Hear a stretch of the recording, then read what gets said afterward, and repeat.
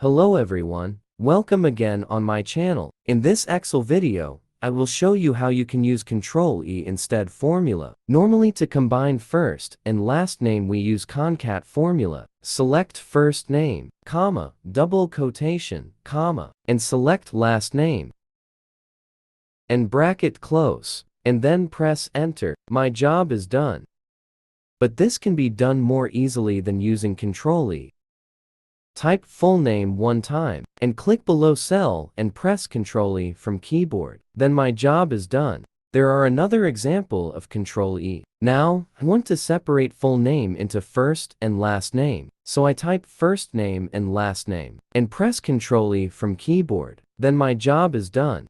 Let's take another example. Ctrl E can be used to combine different type of date. Here we have year, month, and day separated. So I type one time what is date today, and press Ctrl E, Excel combine remaining cell.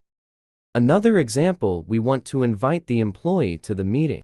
We will write a message to one employee with its name. For example, Mr. Ali, and click below cell and press Ctrl E. For other employees, Excel will write itself with different names. This was today's video. Like this video and subscribe to the channel. Thanks for watching.